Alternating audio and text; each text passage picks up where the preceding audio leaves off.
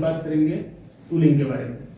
Tooling क्या होता है, इसके कितने टाइप्स होते हैं, इसमें क्या क्या प्रॉब्लम आती हैं और उसका इंस्पेक्शन कैसे करते हैं। तो सबसे पहले हम बात करेंगे टूलिंग। टूलिंग क्या होता है?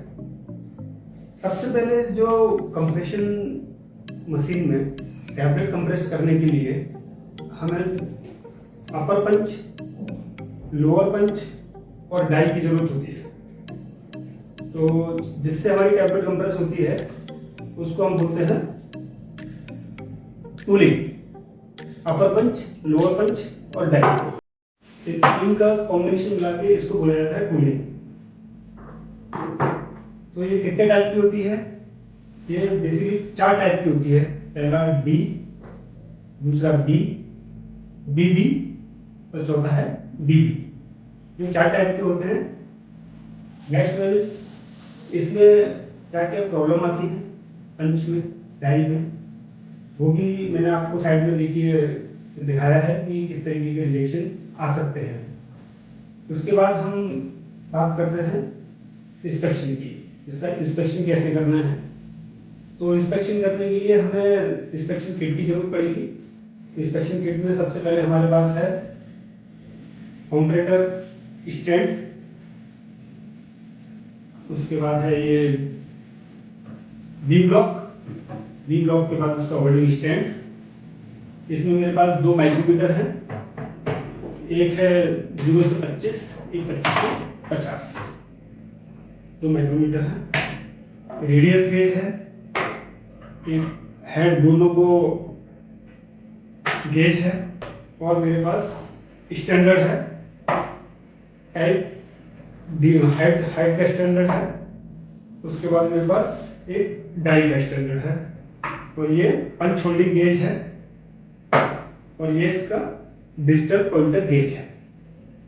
तो ये हमारे पास बेसिक इन चीज़ों की हमें जरूरत पड़ने वाली है इंस्पेक्शन के लिए। तो चलिए वीडियो स्टार्ट करते हैं और इंस्पेक्शन स्टार्ट करते हैं। सबसे पहले हम स्टार्ट करते हैं पंच की हाइट निकालने के लिए। तो पंच की हाइट मेरे पास पंच का स्टैंडर्ड दिया हुआ है, मैं ये स्टैंडर्ड इधर सेट करूंगा। तो ये देखिए, ये हम इसको -2 पे सेट करेंगे तो हमें ज़्यादा एक्यूरेसी मिलेगी। तो हम इसको -2 में करने के लिए मैं इसको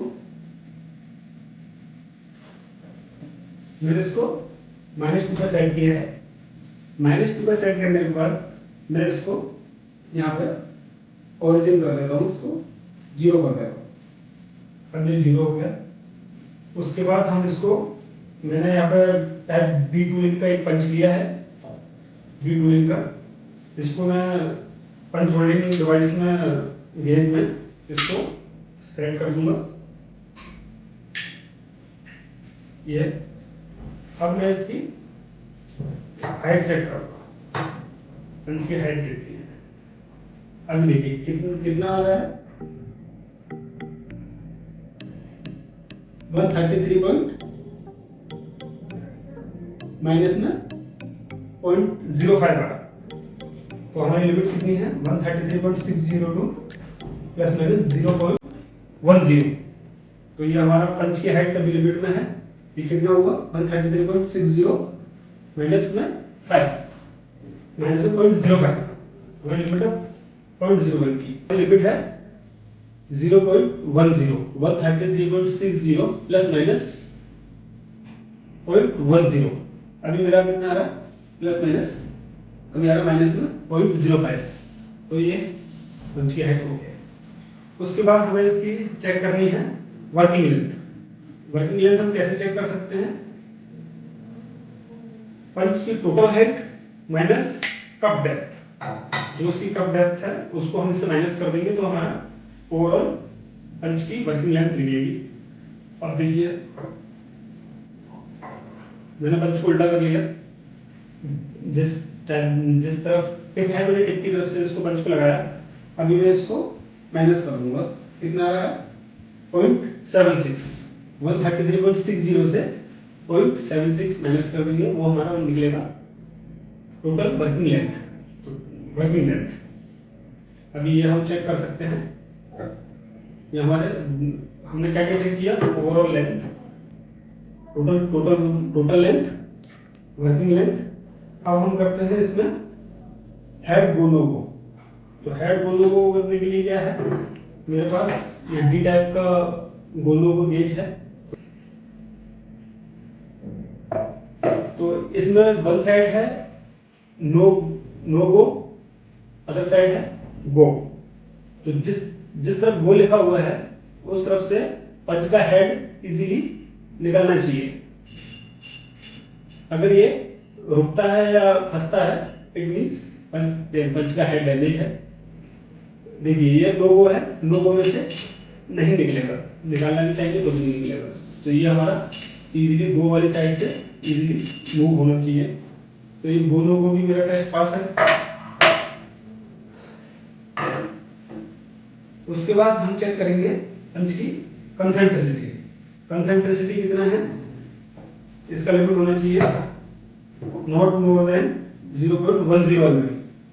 तो मुझे क्या करना है, मैं बी ब्लॉक सेट करूंगा।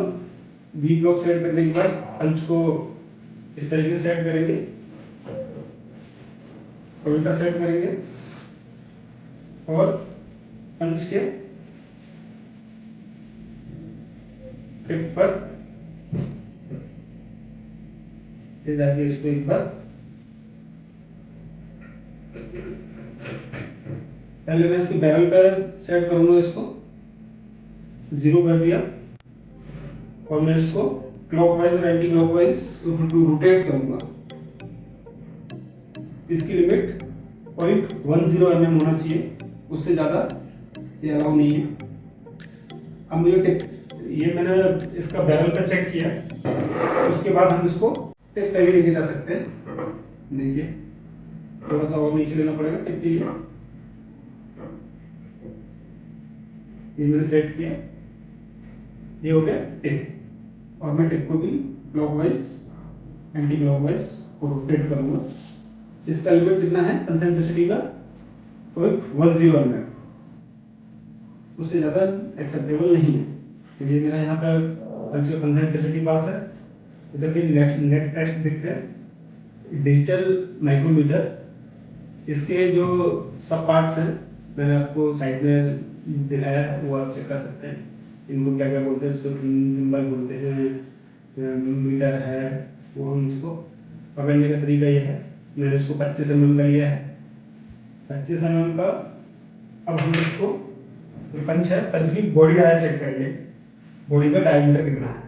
पंच डी टाइप की गोली का बॉडी डाया कितना होता है, 25.350 25.350।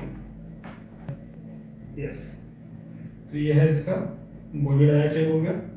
उसके बाद हम इसकी टिप टिप भी चेक कर सकते हैं, टिप की लेंथ कितनी है। मैंने इसको सेट कर दिया,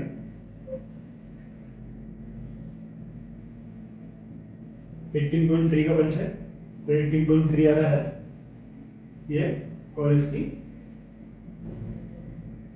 विड्थ चेक कर सकते हैं,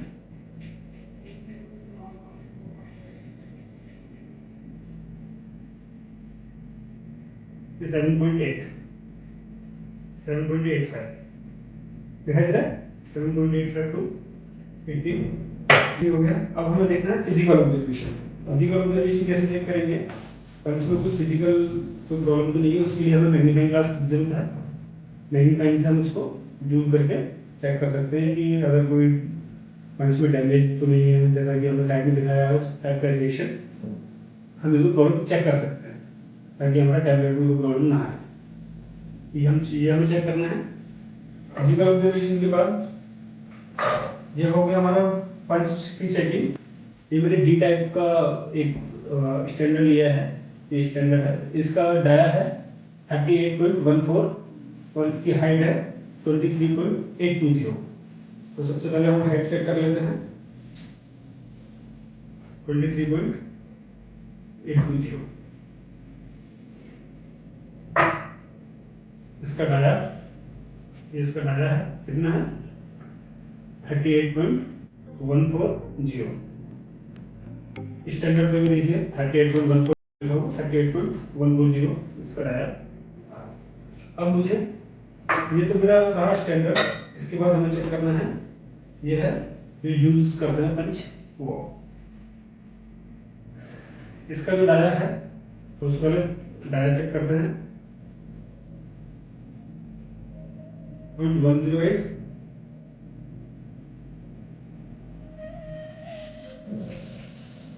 ये हो गया, और ये इसकी हाइट चेक करना है 3.82 23.824, यही मेरा लिमिट में है डाया, और ये हो गया इसका। अब हमें इसमें बेसिकली सबसे जो इम्पोर्टेंट है वो देखना होता है इसमें रिंग फॉर्मेशन, इसमें कोई रिंग फॉर्मेशन हुआ है कि नहीं, उसके लिए मुझे मैग्नीफाइंग ग्लास की जरूरत पड़ेगी। मैं अंदर से चेक कर सकता हूँ, क्योंकि रिंग वगैरह तो नहीं है, तो टैबलेट में थोड़ा सा प्रॉब्लम आता है, इस वजह से हम इसको चेक कर सकते हैं।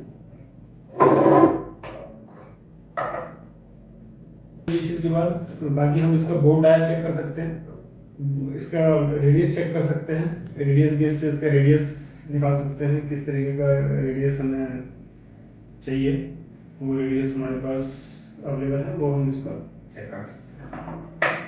तो ये हमारा डायल पिंच इंस्पेक्शन कंप्लीट होता है। तो